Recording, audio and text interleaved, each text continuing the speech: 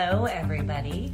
Welcome and happy Wednesday. Cheers. Hope you're all having a fantastic week so far. Another week, another hotel room. I am clearly on the road right now, but I am really excited for this week's happy hour. I'm going to be joined by an incredible woman named Jannice Southerland. You may, if you follow her, know her as Wrench Diva. She's an automotive technician. She is now a service advisor. She owns a business, and she's a mom of two boys. She's a pretty incredible woman. Very excited to meet her and learn more about her story. I think I just saw her join the room, so I'm going to go ahead and add her in. Should be joining us shortly. And yeah, I have not actually met Jannice yet, so I'm really excited. Hi, lovely. Hi. How are you? I'm good. How are you? I'm fantastic. It's nice to actually kind of meet you. Well, we actually met it was a while ago now. I was at SEMA in like 2017, so it was quite a long time Oh ago. my goodness. Yeah, I was kind of probably half dead at SEMA 2017. Yeah, I can understand. There's a lot going on. Well, that was the year that we did the montage. And I literally was a shell of a human being at that point. And going into that again now with another all-female build, which we have to get you out to. Oh, I would love to. That'd be fun. Will be a lot of fun. We got lots of really crazy stuff that I can't talk about publicly yet, but I will talk to you about offline, and we should get you to come out and play. I won't say anything. Be a secret. We'll be announcing it to the rest of you guys soon. Don't you worry. It'll be coming, but yeah, not quite yet. What you drinking tonight? Uh-oh. Do we have a delay? Okay, there we go. Yeah. Okay. What you drinking? Chardonnay with my little B cup. Very nice, very nice. I'm doing the whiskey thing. Whiskey makes me not fun. Oh, whiskey makes me lots of fun. Chardonnay makes me not fun. Well, see, isn't it funny how that works? Totally. All right, so let's jump into things. Were you at work today? No, I don't go back to work. I got some time off. I'm back to work on Tuesdays. So. Okay, nice. Oh, that time of year. Yes, absolutely. Yeah. So let's start at the beginning, because I want to jump into all sorts of questions, but we should rewind for a second. Let's do a really quick introduction. Tell everybody your name, who you are, what you do, and then we'll go back in time a little bit. Okay. Obviously, Jannice Sutherland, mom of two boys, married. I'm a service manager now for a department, so I get to put the lay down on all the boys. So that's awesome. I love it.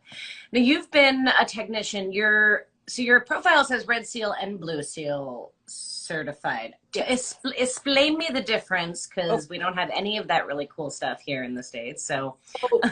You probably know what the Red Seal is. That means that we can work interprovincially. I can go to anywhere. The Blue Seal is, I'm not sure if any other provinces have it, but Alberta does. So this is my business competencies. So I took about 150 hours worth of business courses to get my Blue Seal. I specialize in both business management and supervisor. So nice. Kind of helps if you're owning your own business, be a service manager, that kind of thing. And it just kind of gives you something, the knowledge and something, nice little certificate on your wall, right? So yeah, absolutely. So do you need to have that in order to be in a service management type position? No, I'm just one of those people that never stop learning. I just whatever I can get, I'll get. Yeah, absolutely. Because sorry, go ahead. I was just going to say, as I started, I actually have my small engine ticket too. So that's how I started in all this. Oh my goodness. So we're going to go back to that, but I have a question for you first. So in Canada, I've been learning a little bit kind of as time goes on, as I interview more women from all over the place, but you need to have a license or a certification in order to be a technician, or can you be a technician without having that? No. It's kind of, so you can be a lube technician without any kind of paperwork. Now, okay. If you're actually getting to the point where you're working on cars, legally you're supposed to have your apprenticeship, which is a blue book. So it tracks all your hours, because you need your hours to get, once you go to school, to be able to get up to your second year. So automotive is, and at least Alberta, is a 4-year program. So you have 150 hours of shop hours, then 8 weeks of school for 4 years. So 4 years of each schooling. So it's pretty in depth, and we're very blessed to have that Yeah. because, I don't know where we'd be. Yeah. No, it's incredible. So are there people who still practice as tech or work as technicians who don't have it, or are they pretty strict about that? There are people out there that don't have it. AMVIC, which is our Alberta Motor Vehicle Inspectors, are pretty on the ball with it. But just like everywhere, there's backyard mechanics everywhere, right? Right. Yeah. So Of course. as long as as far as I know, like as long as you're not a business and you're saying you're doing automotive work but you don't have your because to be able, you need a business license and an AMVIC license. So your AMVIC license, you need at least one journeyman to classify as a repair. Interesting. Yeah. Okay. But you can get around that because if you're in specialty shops, like if you're just rebuilding transmissions, but you're not on the hoist tearing them out, you can get away with that and not have to have one. So Interesting. there are loopholes around there, right? Right. Of course. Very interesting. So you chose to do service management, service advisor qualifications and certification, even though you're not required to do so. It's a conversation that I hear amongst technicians a lot, and I'm curious. I mean, I think you kind of hinted at it a little bit, but some people say, yes, get all the certifications you can. Others say, screw certifications. They're just a piece of paper. They don't say anything about your actual aptitude. And I hear that debate amongst technicians a lot. What is your take on that? And do you think as a woman it's any different, or is it the same take regardless? Well, I find, being a female in the trade, it's a little bit harder to get places. So if you're showing the initiative and you have that stuff under your belt, it's just something else to be like, hey, I'm really interested. Like I'm here to do this and I want to do this. But that being said, too, because of our business courses, and it's really gives you that knowledge that you didn't have before. Say, I've had really unfortunate experiences in the past with management. A lot of hard days, stress, and I wanted to be a manager because I wanted to show them there's more to management than just putting your finger down. I want to be a leader, not a boss. And that being said, it comes with a lot of emotional intelligence. And that's one of the biggest things these days, is that people are lacking that emotional intelligence. And there's so many aspects of, if you Google emotional intelligence, of it kind of branches out, right? So it's very well needed especially in this industry where it's so male dominated, and even men feel like they have to put on a brave face and act macho, and even when they're not that type of person, right? And that's where it comes in, the whole seek to understand, not just jump down people's throats kind of, right? So that kind of. Yeah, absolutely. I hope that we're seeing a new kind of wave of shop owners and service advisors and managers, and kind of this younger generation coming in. I feel like has a little bit of a different take, but you're absolutely right. I teach shop management classes, and I work with a lot of older school guys quite a bit, and just the mindset. You're right, is like so very different. Of if you're not cutting it, like that's it, you're out, or tolerating really bad behavior. It's an interesting kind of dynamic versus the like, hey, what's going on? Your performance has dropped. What's happening? Right. Like especially if you know someone that does really well, and you can tell, like read people, like something's off. Let's have a conversation. Let's not just be like, well, here's your write-up because your hours aren't where they're supposed to be, right? Right. Yeah. Absolutely. So you talk about having like some bad experiences, and that's kind of what motivated you to get into service management. Do you mind sharing some of that? It was just how being treated as a female, you kind of, no, not all women, but I feel like you have to go a little bit harder and prove yourself to say, hey, I'm here and I can do it, that kind of thing. And I've just had some people in the past where, my third year apprentice, I got pregnant with my first child, and then I ended up having to go off work because I was lifting a big Dodge tire, and I probably shouldn't have, but I hurt myself. I was off for a bit, and my boss didn't like that because I had to go onto workers' comp legally. And so stuff like that, and just having kids, has been the biggest struggle. I finished my schooling while I was pregnant and had a 1 year old at home. So, I wanted to get it done and get it up, but just, having that right management where, yeah, I'm a mom and I'm still a mom. So my kids are going to be priority. So if that can't be right, like that's the biggest thing, is that they don't care. Their business is number one, right? Right. Or that being said, but that comes in mind that when you have your employees that are miserable and your proficiency and efficiency are going down because they're not treating well, they got stress at home because they can't be off for whatever it is, right? And then everything, falls on the other spouse, whether their situation is different. And I just find that that was my biggest thing, is that being a woman, being treated because I had family and I wanted to have family. And, but it can be done, but there's really some hardships in there. And I mean, I don't regret it per se, because it made me be who I am as a leader. And showed me what I don't want to be. And it also made me stronger, and okay, like I can get through this. It sucked. It was crappy, but Right. we can do it. Right? Yes, but that doesn't mean, like, I agree with you. I had some really horrible mentors, horrible people in my early career that were awful to me, like absolutely awful to me. And in a weird way, I have them to thank for being the technician I am today, because it made me work that much harder. And so I feel myself sometimes caught in that, where I'm like, okay, I kind of appreciate you being a dick now, because it helped me be who I am, but at the Yeah. same time, it doesn't make it okay. No, it doesn't. Just But because I found the silver lining. Right. so funny. Uh, so how have you, well, actually, before I say that, there's an interesting point in what you were saying about you being a mom, and like we think about it, and I hear a lot of shop owners say this, and it was a thing kind of back in the day, like we didn't want to hire women because they might want to have kids. Mm-hmm. Like, we don't not hire men because they might want to have kids or have kids. Like, men want to be fathers too. Men want to be like present in their kids' life. Yeah, my husband's like 100% in my kid's life. I mean, granted, we own our own business, so he gets that ability, but I mean, he's in their lives just as much as I am. And I mean, if that was guaranteed, it would not, those kind of stuff would not been said to him, right? Because Right. it's the old 50s ways, right? That's what it is. And unfortunately, Yeah.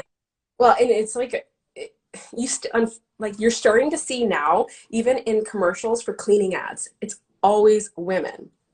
But Yes. now you're starting to see the men in there. But it was that whole thing back in the 50s, right? It was the Yeah. women doing the cleaning, and even during the war, when the women had to go work in the plants and everything, it was still like you're Yeah. you're you're the mom, you take care of the kids. Where it's here in Right. Alberta, at least in Canada, you can actually split your maternity leave half with your husband. Which is awesome. Yeah, which is, Canada. it shows that that men love their family too, right? Like, Yeah. but yeah, we go through the physical part of it, but I mean, I just feel like we, as women, should be maybe a little bit more protected, and that we should still not be stressed to go when we're pregnant. Or like, I remember having a conversation with my boss and being like, I'm trying to get pregnant with my husband, just giving you a heads up.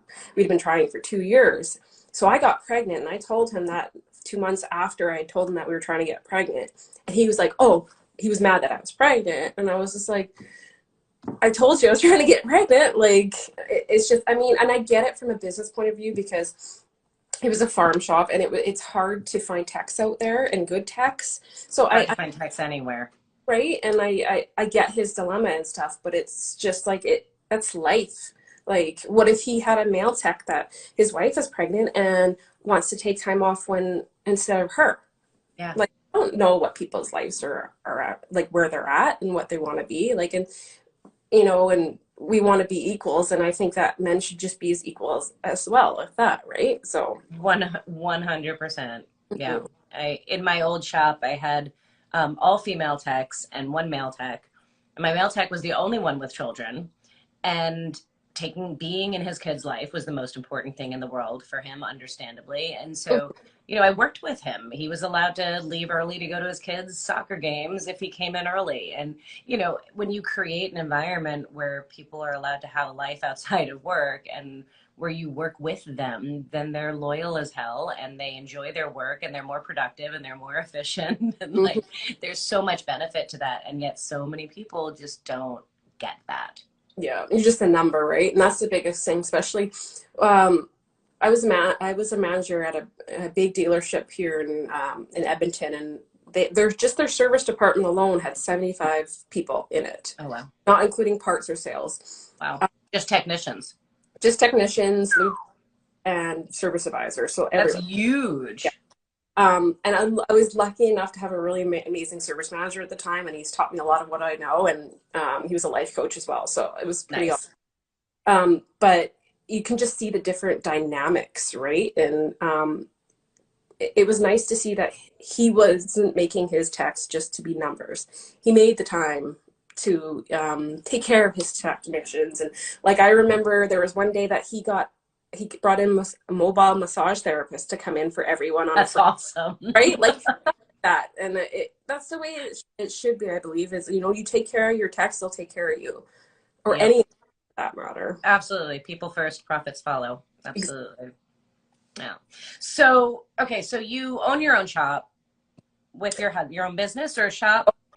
We have an acreage, so it's a big piece of land, and we have our own shop at our house.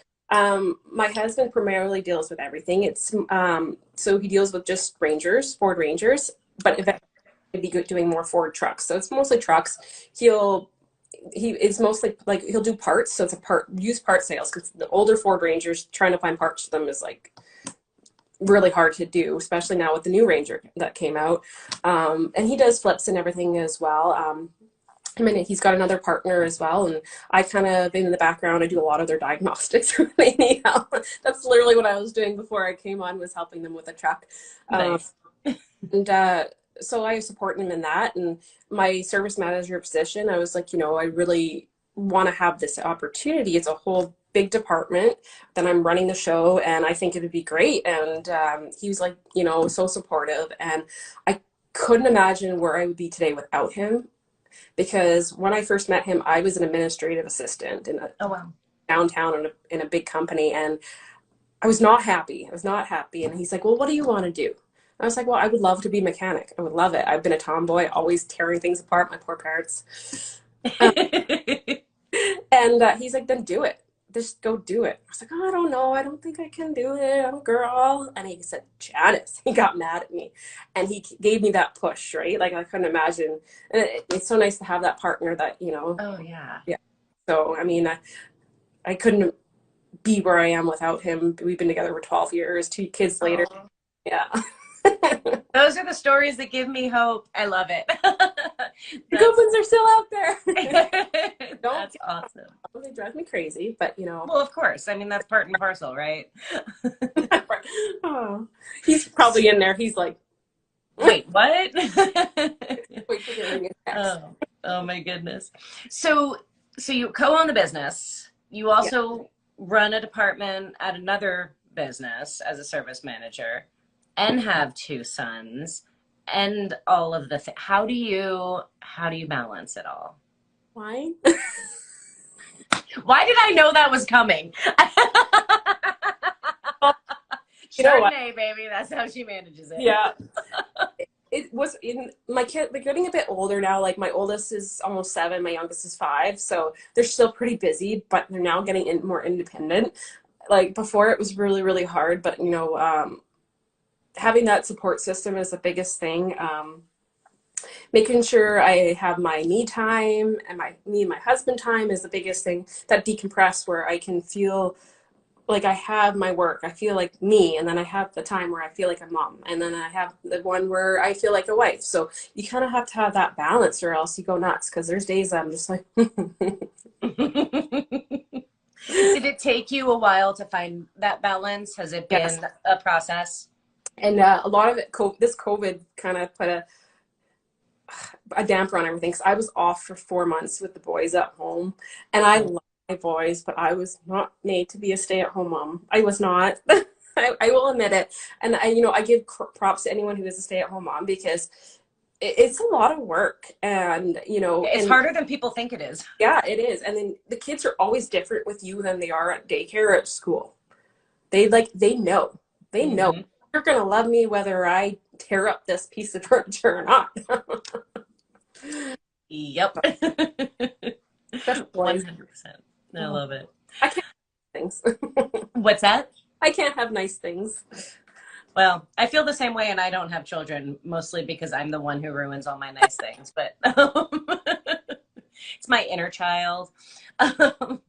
So you were not doing car stuff when you met your husband. So it's not been like, I mean, so you said 12 years ago is when you guys got together. And how long have you been wrenching now?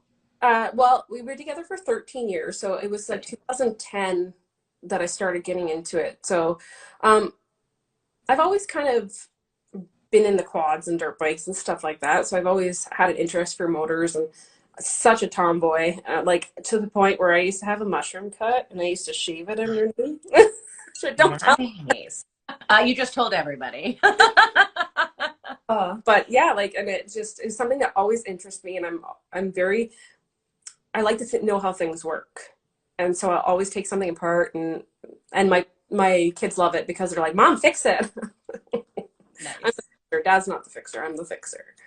But yeah, and it just kind of, I always loved cars and watching them and seeing how they worked. And then my husband gave me that push, and I'm very thankful that he did, because I wouldn't be where I am without him.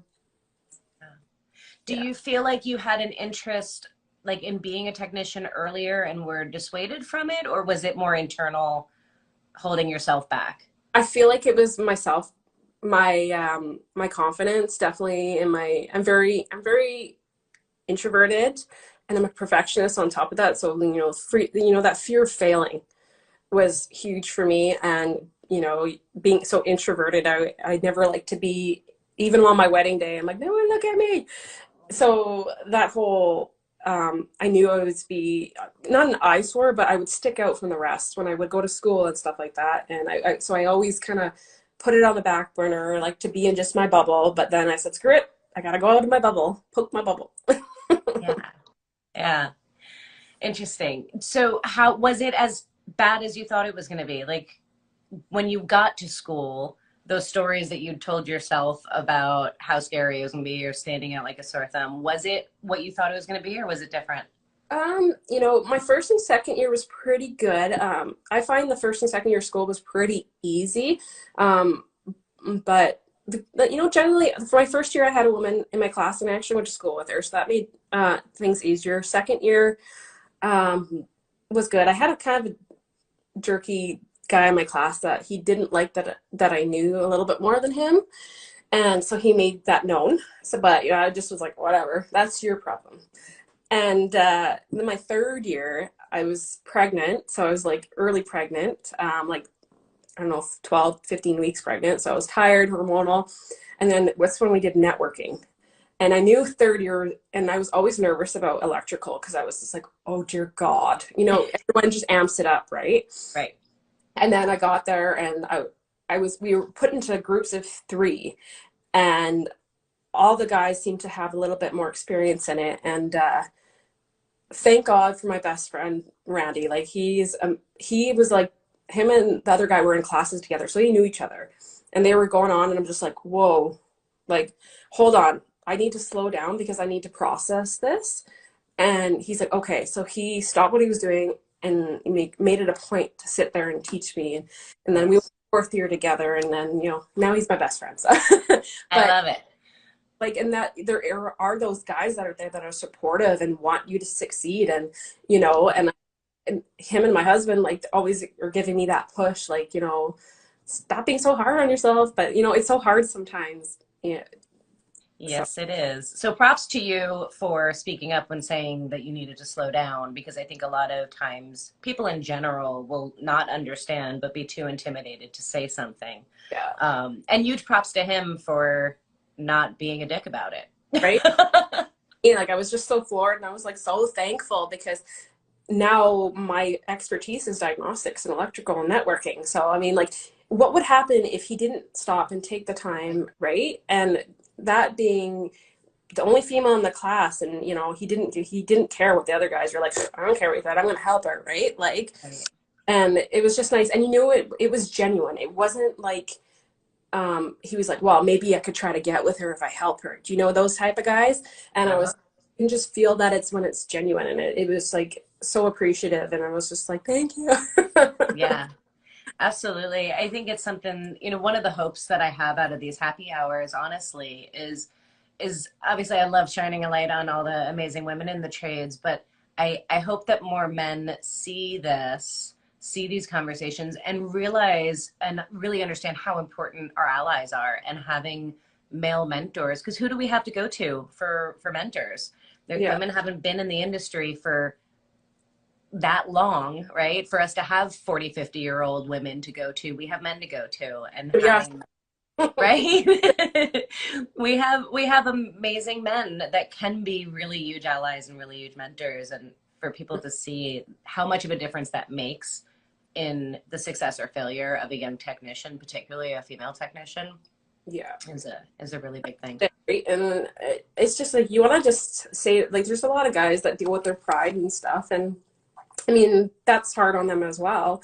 And I get it, because it's all about it's your mental health what it comes to, right? It's we're all struggling with something, and some men see it as a threat that, and I don't think they mean to do it per se. I don't think they go out of their way and be like, ah, she's a woman, let's be a bitch, like, I think Right. it's of that is like they feel like their man card is almost taking away because we can do what they can do. But that being said, it's like they have to realize is that you can do what women do. Well, maybe not everything. You can't Not really. giving birth, but everything else. But and that's just it. Is this that they have to realize that we're all going through our same thing, and we're not out to, you know. Well, maybe some people are out to take your job, but for the most part, we want to learn, and that's all we want to do. And I was talking to a gentleman today about, and he's a journeyman technician as well, and he had a girl working in a dealership with him, and she was really good at what she did. She was smart, and then a rumor ran around that they were sleeping together, so she quit and gave up. And like that makes me so furious, because it's just like not everything is about that. Right? No, 100%. That makes me so sad. And it happens it happened to me, Yeah, you know? I remember even working at the dealership, and I was really good friends with the service manager. And of course, we went on a trip to just a 3-hour drive to another city to do some like a meeting for our business, for the dealership. And of course, the next day, when we got back, was this rumors Right. and whatever. Oh, yeah. That's Been there, done that. Yeah. I right. made too many hours, and so people would spread the rumor that I must be doing something to get the good cars. I'm like, no, it's because I worked my butt off. Like, we're not here to pick up men. We just want to rent and do our job, make some money, and go. Like, Yeah, yeah. you just want us to be like that. I want it to be changing. Like I have moments where I feel like the industry is changing and that we're seeing more positivity in that area. And then I hear stories from women in their 20s, and I'm like, oh God, it's still happening. Like Mm-hmm. I think there is change. It's just not as fast as we want it to be. I know, And yeah. What's that? we're so impatient. I know, right? I want it now. Too. Yeah. Absolutely. Let's go back a little further though, because you mentioned something earlier about a particular class that got you started originally, and like where this all began for you, a certification. Okay. So it's my small engine ticket. So here in Alberta, we have our outdoor power tech, which is quads and dirt bikes and stuff, Okay. or motorcycle. And then we have small engine, which is just, your Briggs and Stratton, lawnmowers, that kind of thing. And I was just, one day I was at work and just Googling stuff, and I was trying to think, I'm like, okay, I'm getting nowhere with my resumes, and I have nothing. So I was like, how can I make this better? How can I get my foot in the door? So I went to NATE, which is where I did my schooling for my apprenticeship as well. And they had a 3-course small engine course. So they had the basics, the rebuilds, and the tune-ups. So I did all three, and it was perfect because we rebuilt small engines. I mean, they're only one cylinder, but it's enough to understand. And carburetors. I Yeah. don't work on carburetors anymore. I'm not very good at them. I'm okay, Well, but not the great. small ones are just so like, ugh, they just Yeah. can be such a pain in the butt. But that's where I started, and I did it in night school and was still working at the time, and ended up finally finishing, and actually got my first job at uh, a course, not a golf course, but a company that does the turf mower, Oh, the okay. Boros and stuff like that. Um, and then I was just like, the money's just not here. And then I was able to get my first year apprenticeship through Midas, actually. Um, Nice. they were, they thankful for them because they saw something and they gave me my blue book and everything. And so that's how it kind of, and then, I mean, knowledge is power. That's my biggest thing, is that knowledge is power, whether it's a power you show to someone else or for yourself, right? So Yeah. Cheers to that. Absolutely. cheers. 100%. So how did you wind up getting into transmission rebuilding, performance transmission rebuilding? I mean, that's like I feel like that's a super specialized skill set, and nobody knows it. Like I will admit, like I was a dealer tech for 7 years. Like we didn't rebuild transmissions. We figured out it was bad and we took it out and we put a new one in. And like I'm I bow down to you on that because that's not an easy job. Well, I was lucky enough that I didn't have to pull the transmissions. So I just got them pulled for me and then put placed in front of me. But it's just by, COVID happened. I had left my job at the dealership. I mean, I wasn't going to expect him to wait 4 months for me to come back. So I cut ties, nicely, obviously. And then I was like, okay, well, it's time, like their daycares are being back open. So I got to find something. And I found this transmission shop, and I was just like, you know what, why not? Like, I've always been interested in all that witchcraft. So they hired me on. And so here in Alberta, we're truck country. So everyone drives a truck, diesel trucks. So Okay. majority of the transmissions were jacked up, trucks, and they're Allisons, and they tune these trucks, and the only way you're going to fry your transmission, because the timing's going to be all off, because it is shift points with your RPM, right? Right. So when they tune these, a lot of people don't realize that you have to get a transmission tune, and you need to, if you want it to last, to upgrade your transmission. So we would actually go on the lathe, cut the pistons down to be able to put more clutch packs in, so you have more holding power. Oh, wow. So, and then in the valve bodies, we would, in the separator plates, we would drill holes where they need it so we can get better lubrication, that kind of thing. And it was really interesting to see how it all worked. And, I mean, you have to be very particular, but once you get in the hang of things, it's really fun to see how they all work and all the shift kits and everything. So Yeah, that sounds really awesome. Fluke thing, but I'm really glad it happened because I got a lot of experience and it was really fun. Yeah, I bet. That's fascinating. And I feel like it's a dying skill set. I feel like deal with the CVT transmissions that are all coming out, that alone is becoming a truck transmission. Like, it costs more to rebuild them than just to put a new one in, right? So, and even now with all the hybrids and stuff, their transmissions usually work like a CVT, right? And the bands and stuff, and I think it's a lot. You have to have the want to know how they work, because they're so, like, they are what people think is witchcraft. But when you get in there and you understand it, it's like, oh, okay. It's like anything. Like, the more you do it, the more you, right? Absolutely. Yeah. We used to have transmissions rebuilt for us. So we'd pull them out and send them to a rebuilder, and they do their magic and bring it back to us. But the shop in town that had the best transmission rebuilders in town, and they were all in like their mid to late 60s. Like, they're not going to stay in the business for long. And I don't see anybody like really coming in to take that place, because I think people are scared of transmissions, or they don't see the money there. Yeah, I feel like everyone's just kind of made it intimidating. Because it can be overwhelming. Like, I know when I have motors apart or transmissions, my husband's just like, I have instant anxiety. Like, don't show me that. So many parts. So, but it's just a matter of understanding it, and I, it's just the way the world's going now because they're slowly not even teaching clutches and manual transmissions Right. anymore. And it's going right into automatic. That's the way the world's going, right? And Yeah. um, so I'm hoping that we see more people in the transmission because I mean, it's nothing. I don't know. Maybe it's just me, but I find it fun where you get to open something and see everything inside. Oh, totally. Right? It's like, Totally. ooh, what are you there for? I better remember to put you in. Right. I feel like I don't ever actually learn something until I can take it apart and Oh, see, like, oh, that's how that works. Okay, got it. Because you can understand it intellectually and yeah. conceptually, and then you have it in your hands. You're like, oh, now And I that's get it. great is that even here in Canada, because of our schooling, you can see that you get techs that are super, super good book smart.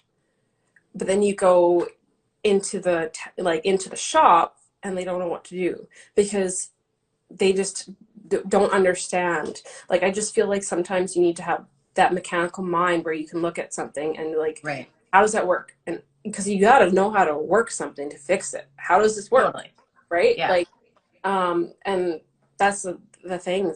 I think that's a dying breed is that people don't take the time to want to understand things. They just, they want to work on cars. They just want to slap, the stigma of it all. But for me, it Right. was just that I love something that's broken and making it right. Like, I won't stop at night if I can't figure something out. Like, I need to figure you out. Totally. Well, and Mm, you made a really interesting point earlier with the small engine stuff, how helpful that was to get really good, in a sense, to the basics, right? Like a one cylinder engine, right? Like there's not a lot of complexity to it, but you get really good at those basics, and then everything else is just a variation thereof, right? So now it's 6 cylinders or 8 cylinders, and there's a different way of injecting the fuel, and it's yeah. a different electronically controlled whatever. But when you understand the basics, everything else clicks and makes sense, Yeah. I And feel it's like. nice because, I feel like on small engines that you need to adjust things more. You have to adjust the lifters. You have to do those things. Where now that with hydraulic lifters, we don't got to do nothing of that, right? Like, so Right. it's nice to be able to have that, especially working on older cars. Yeah.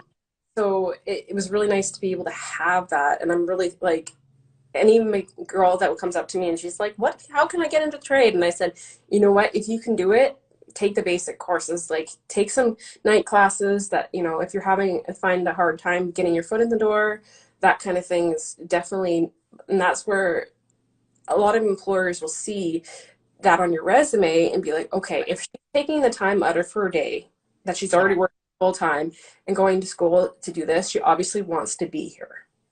Yeah.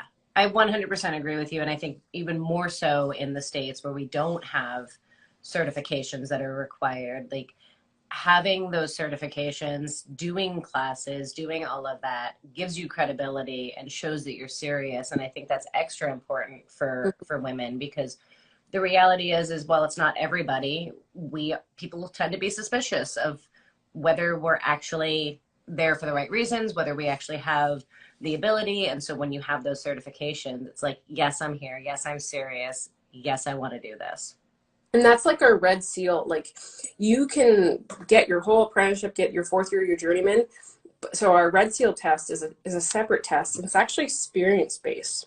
So Wow. they'll give scenarios. It's 121 multiple choice questions, and they'll give you a scenario of if this happened, what would happen? And they would give you two right answers. What's the best answer? But if you have that experience of, you'll understand it, right? And Right. and so that's where a lot of it kind of weeds out. But I would say, like, I've seen some women in the trade that by third year they're weeded out because if they don't have the want and ability to be there, they won't want to be there. It gets hard because you don't pay attention in class. It's so accelerated that you just start snowballing from there, right? You Yeah. really got to be on top of it. And Yeah. um, Well, and to be fair, I think we see a lot of guys drop out of school as well for the same reasons. yes. Yeah, because it's one thing to say, "Ooh, I like cars," I think I might want to do this professionally. And then it's a totally different thing to actually do it professionally. Like, it's liking cars is cool.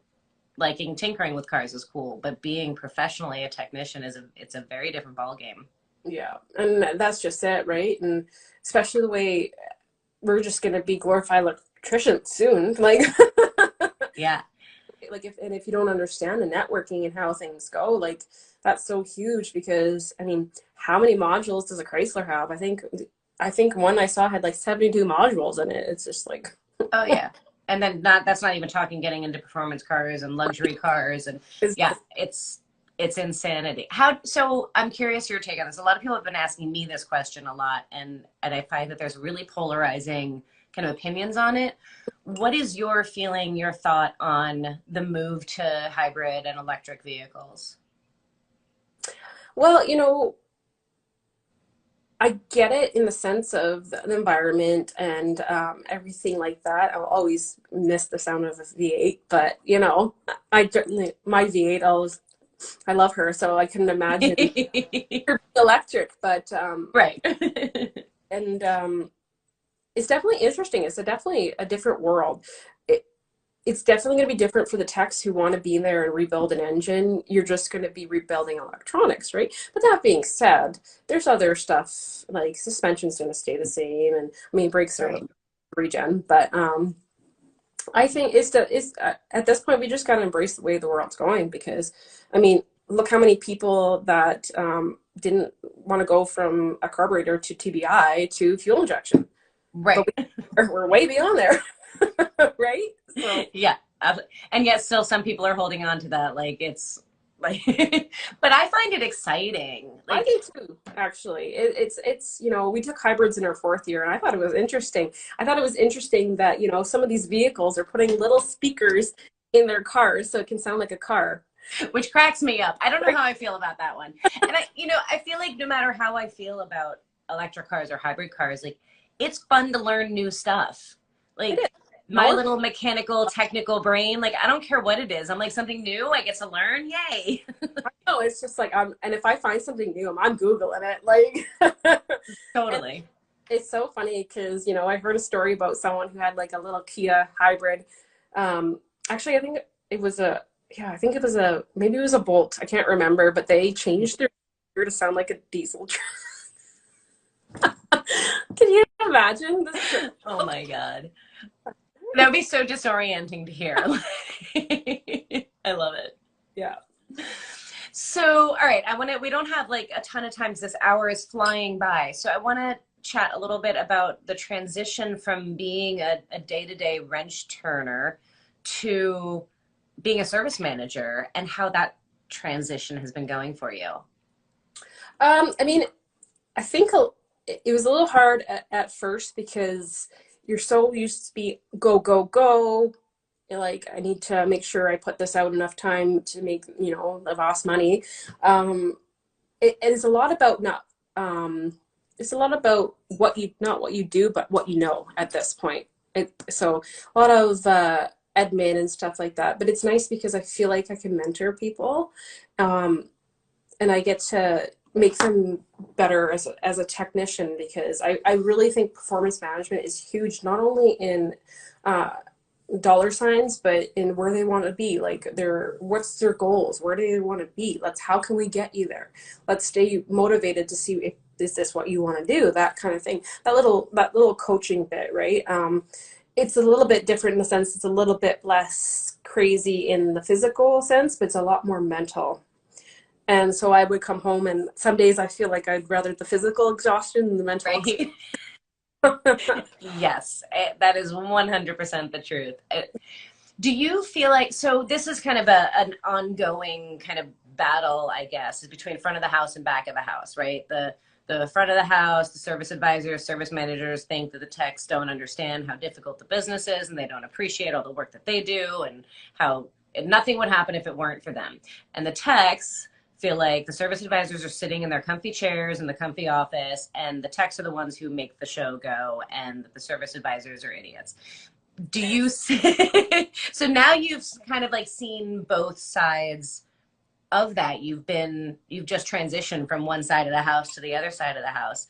Yeah. How what's your take on all of that, and how are you using your tech experience to kind of maybe balance that out a little bit? Well, I feel like a lot of it is each position has their pros and cons. Like I know a lot of techs, like they couldn't, if they had to deal with the customers, it would go a lot worse. So um, they don't get enough credit. I find that the really good service advisors that are, take care of the customer. Um, but that being said, too, is some techs will understand, like, they feel like, well, why are you pushing that? Like, because I want to take care of the customer, but the tech, just sees it as work. So it's kind of a catch-22, because some of those customers, they're already walking in with a chip on their shoulder, especially dealerships. They'll walk in and like they're ready, they're already thinking they're going to get screwed over, right? So they already have to deal with that, break that wall down enough to even sell anything. Totally. Right. Make them comfortable, get them to unclench their fists for a second. Yeah. Yeah. So the tech will just have to, like, this is what it needs, here what it needs, this is my professional opinion. So I feel like they're pretty equal in a sense because, yeah, the techs will have the physical part of it, but mental sometimes, trying to deal with those customers, and because a lot of those service advisors can be fully commission based without a set salary. So Yeah. that's life, and especially once they're good at it. Yeah. I mean, granted, there's some service advisors that aren't honest, but there's a lot of ones that are very honest and want to keep their clientele coming back to them. Yeah. So I think that the techs have to realize too, they're equals in the sense that, they're both going through different things. And like any other job, there's different types, different positions that they're doing. And, they don't, majority of them haven't had to deal with the customers. They're in the back, right? Whereas me being in a mom and pop shop, I'm everything. I was, doing invoicing. I was dealing with the customers. I was booking them in. I was working on their vehicle, showing them, so yeah, like that's the biggest thing is letting the techs understand that it's not just, here's your car, this is what it needs. Right. Right? They have to go through, without some of them having even, any technical background, trying to explain to them why it needs it. Right? Right. So I feel like they kind of have to get some, give them a little grace. Right. So I know we're throwing this on you without any like preparation, but do you have any thoughts on how we as an industry and how as leaders, as service managers, like how can we affect change in that and change the corporate culture, change the environment to where the technicians understand the value of the service advisors, where the service advisors understand the value of the technicians, and where there isn't that front of house, back of house Yeah. kind of animosity? Well, I think a lot of it, I think maybe trying different techniques of seeing maybe, the tech seeing what they do up front instead of being in the back. That kind of, even maybe playing role play, like throw them in there for a day, right? Like you have a slow day, put a tech in the front, right? They still get paid, but they're not just sitting there, right? Let's see how they do, that kind of thing. Everything's figure outable, right? Like, and that's the biggest My thing. favorite saying. Yeah. So I think there just should be more in the sense of that merging of, okay, we're a team. Yeah, this part may be harder for you, but this part's harder for me, right? And that's what they don't understand, is a lot of people are just like, wow, I have to do the physical part and blah blah blah. And I'm like, well, I'm the one that works hard dealing with grouchy customers to give you that money to do the job, right? Well, and it's that point that you made earlier of mental exhaustion versus physical exhaustion, and they're both exhausting. Like either way, you go home at the end of the day like, whew, okay, I am toast. It's just it's a different type, and I think it's really easy. I know I was guilty of it as a technician, seeing the service advisor sitting in their comfy air conditioned office while I was out there sweating and working my butt off. And it wasn't until I became a shop owner and started doing service advising where I was like, oh, this is not easy. Right? Like, okay, I have all more respect for them now, but it's hard to teach that, It is, right? it really is, and I think a lot of comes with even some kind of maybe staffing approaches, training, that kind of thing. But I feel like the more that the tech is there longer, that they'll start to see and realize, they'll see Yeah. it. And especially if they become really good friends with their service advisor, because I Yeah. know sometimes it's rotation. The tower will give whoever the job is and next or whatever, but you sometimes always get advisors that have their favorite techs that that work really well together. The numbers are good, and that's when they start to realize, okay, like they worked really freaking hard to get me this, this huge Yeah. job.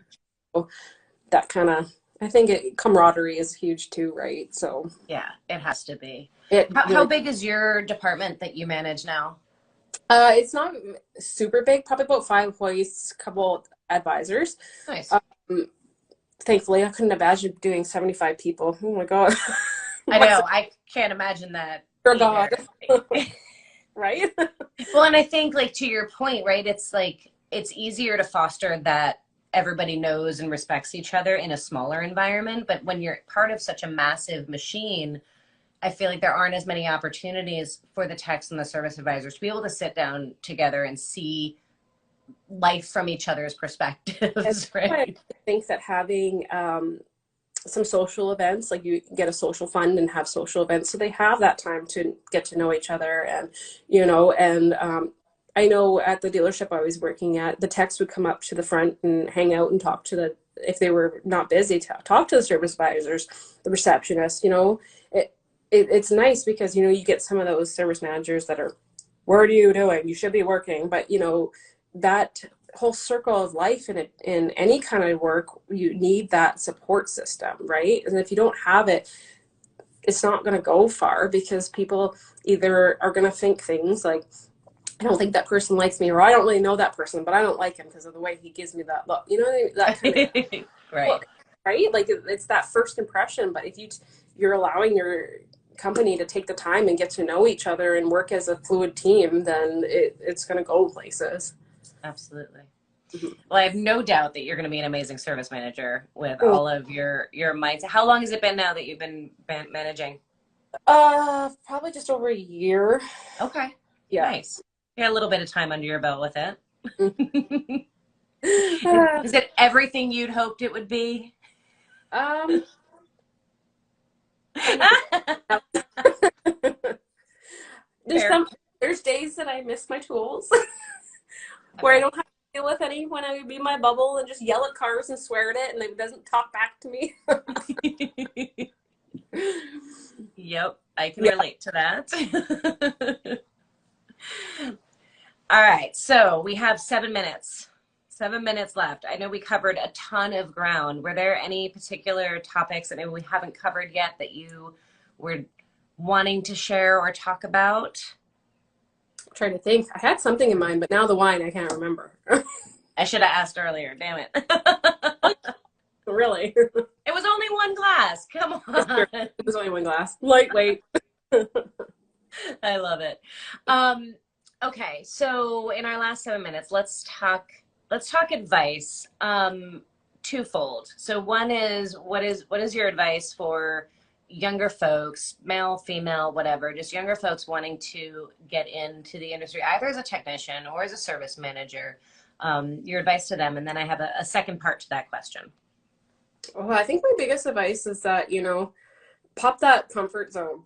Like you have, like, that was the biggest thing for me, is, getting out of that bubble and out of my comfort zone and just doing it. Because once I got out of it, I was like, okay, I can do this. And you build your confidence. And I think that's the biggest thing as being a woman, even a man. Like, when I was managing the express lane with all the lube technicians, like, I could see that there was so much potential there, but they're afraid of screwing up. They're afraid of breaking something, and just trying to tell them that, it'll all work out. This is how you learn. If you don't break stuff, you're not going to learn, right? Absolutely. It's if you do it again and did again, right? Like, it's how you learn from it, not Yeah. what you, and at least me as a manager, I see those things, and good managers will watch that and be like, okay, like shit happens, man. Like that's part of the automotive industry. I was just having this conversation with my husband today. I'm like, shit happens. Customers just need to realize that, we can't control everything, right? Yeah, we can't. Things are going to break. Yes. Most importantly is whether we raise our hand and acknowledge it Exactly. when we do. The door. Yeah. And if you keep making the same mistake over and over again, now we have a different conversation. Yeah. Okay, next piece of that is kind of if you could give advice to the industry, right? What needs to happen? What do you see as the room for potential or growth in the industry? Like, what are your words of, if the industry was a person that you could talk to, what are your words of advice to it? I feel like that we all have to be a little bit more fluid. I just feel accepting is a huge thing. And unfortunately, it goes hand in hand with a lot of people's mental health, and that's where it comes in with that emotional intelligence. Like a lot of people are struggling with their mental health, and we got to realize that, unfortunately. And that's just how the way we're wired, the way people tick is that, yeah, he might have been a dick, but like, what is he going through in life that's making me a dick or her? It's just unfortunate. But I think mental health, I think, is such a huge part, and that we need to recognize this, especially with men. Like men, I feel like get the stigma that they have to be so hard-headed, and I think if they take care of their mental health, is such a huge thing in this industry, because it can be hard. Like the job is hard, and if you don't take care of yourself, the industry won't take care of you, right? So I think that's the biggest advice, is to make sure you're taking care of yourself, whether it be something simple, whether you're just, taking a bath, anything, right? Like I think just realizing that your mental health is super important in any industry. But I feel like in this industry, being so male dominated, that it's so pushed back, because that's the way society has pushed it back, and it shouldn't be. And that being said, because us women, we take our emotions a little bit more on our sleeve, is that we really take that to heart more than men, and they can hide a little bit more. That being said too, I just feel like training's huge for me, is that the more training you can give your technicians, the better confidence they'll have, and anything you can do to make you feel like you got this, do it. Yeah, absolutely. Yeah. Both phenomenal pieces. And I'm really glad you bring up the whole mental health aspect of it. And, I learned when I was at the dealership how unacceptable it was to have emotion. Like, Oh, yeah. It was just socially not accepted. And we all have it, right? We all have emotion. We all have our little feelings hurt sometimes. We all have our ego and our pride. And I would watch how it was acceptable to be angry, Mm-hmm. but it wasn't acceptable to say that hurt my feelings, right? Well, and especially with me, like if I get super angry, either I'm swearing a lot, or if I'm to the point, I'll cry. And that's just the way my hormones and the way I am as a woman, is that just because I'm crying doesn't mean I'm weak. It's just how my physical brain deals with stuff, right? And I hate that it's such a stigma that, oh my God, she's so weak because she cries. I'm like, no, cry, bitch, because I can. Like, Right. Yeah. Right? Like, and Yeah. There's so times you're frustrated with this car that you're like, oh my God, like I'm just gonna burn this thing to the ground, and then you get so mad that you cry, and you can't times. And it's just the way we're wired up with hormones. Like I'm sure some men maybe want to do it too, but Well, yeah, that's exactly. I think men struggle with the same thing. It's just not acceptable for them societally. I think a lot of men feel like they're not allowed to be like, this is really frustrating, it's kicking my butt. And instead it's be angry, it's be macho. And I think that's the environment in the shop. Like that's what we've created as an environment. And I don't think it's healthy for anybody, because both men and women mental health need to have a broader range of emotion than just happy or angry. Anything I learned about this pandemic is that your emotional health and well-being is so important. So important. 100%. I think that's really come to light during COVID. Absolutely. Yeah. Hopefully one of the silver linings of COVID is that we have more conversations around mental health, and that it's less of a of a hush hush thing that we don't talk about. Yeah. I 100% agree. Yeah, absolutely. Well, we are coming to the end of our hour. I know you have my back. There we go. Yeah. My phone just weirded out on me. So I know you have children and family to get back to, so I don't want to keep you much longer, but I want to thank you so, so very much for joining me and sharing all of your wisdom and advice. And this was a ton of fun. It went by way too fast. And next time I meet you at SEMA, I will not forget that we have met already. I apologize for not remembering. I'll tell you, we'll go for a drink. Deal. I'm totally down for that. Totally down. And for everybody who is watching, if you missed any part of this, it will be on my IGTV. You can re-listen to it, catch all of it, as well as all of the rest of the interviews that we've had over the past little over a year. Meet all of the incredible women and hear their stories. And of course, tune back in next week for another amazing woman from the automotive and adjacent industries. Is your profile public, Jannice? It is, okay. Yeah. So make sure you guys go over to her page, give her some support, check out the work that she's doing, and show her some love, and go out in the world and do awesome things. Be good to yourselves, be good to one another, and I will see you guys next week. And thank you so much, Jannice. No problem. Bye, guys.